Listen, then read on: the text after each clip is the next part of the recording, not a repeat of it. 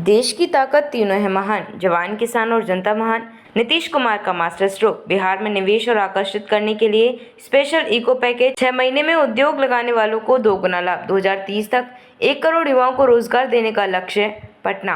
बिहार के मुख्यमंत्री नीतीश कुमार ने शनिवार को बड़ा ऐलान करते हुए कहा कि राज्य में निवेशकों और उद्यमियों को आकर्षित करने के लिए सरकार विशेष आर्थिक पैकेज लेकर आई है।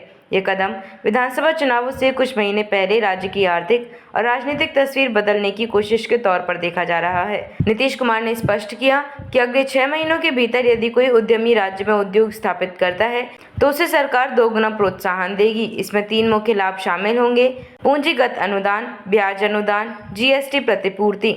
इसके अलावा रोजगार सृजन करने वाले उद्योगों को मुफ्त जमीन दी जाएगी।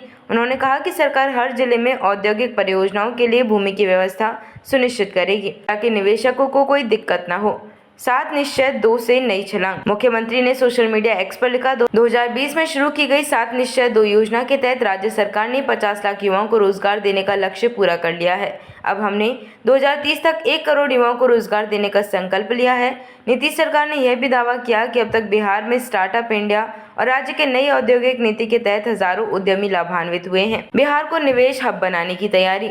सरकार की रणनीति के तहत food processing, textile, IT park और ग्रीन एनर्जी को प्राथमिकता दी जाएगी। पूर्वांचल औद्योगिक गलियारा और गंगा एक्सप्रेसवे जैसी परियोजनाओं से निवेशकों के लिए कनेक्टिविटी आसान होगी। स्किल डेवलपमेंट प्रोग्राम के जरिए युवाओं को उद्योगों की जरूरत के अनुसार प्रशिक्षित किया जाएगा। मुख्यमंत्री ने कहा कि बिहार अब केवल मजदूर आपूर्ति करने वाला राज्य नहीं रहेगा, बल्कि खुद उद्योग लगाने वालों का गढ़ बनेगा। विपक्ष का पलटवार। हालांकि विपक्षी दलों ने इसे चुनावी घोषणा करार दिया है। राजद का कहना है कि नीतीश सरकार पिछले 18 वर्षों से उद्योग लगाने की बात कर रही है, लेकिन अब तक बड़े पैमाने पर कोई उद्योग स्थापित नहीं हुआ। कांग्रेस नेताओं ने कहा कि बिजली संकट, लॉ एंड ऑर्डर और अधूरी इंफ्रास्ट्रक्चर सुविधाओं के चलते बिहार में उद्योगपति आना नहीं चाहते। विपक्ष का आरोप है कि यह पैकेज सिर्फ युवाओं को गुमराह करने और चुनाव से पहले बड़े वादे करने की रणनीति है। विशेषज्ञों की राय। आर्थिक विशेषज्ञ मानते हैं कि यदि सरकार की यह योजना पारदर्शी और समयबद्ध तरीके से लागू हुई तो यह बिहार की तस्वीर बदल सकती है। बिहार को कृषि आधारित राज्य से औद्योगिक राज्य बनाने की दिशा में यह पैकेज मील का पत्थर साबित हो सकता है, लेकिन बिजली, सड़क, कानून व्यवस्था और निवेशकों के लिए सुरक्षा गारंटी जैसे मुद्दों को हल किए बिना सफलता मुश्किल है।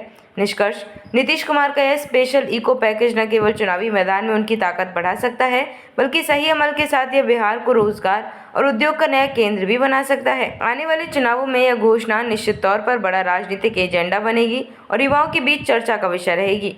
देखते रहिए changing future TV. Like, share और सब्सक्राइब करना ना भूलें। देश, दुनिया और भविष्य की सबसे बड़ी खबरों के लिए।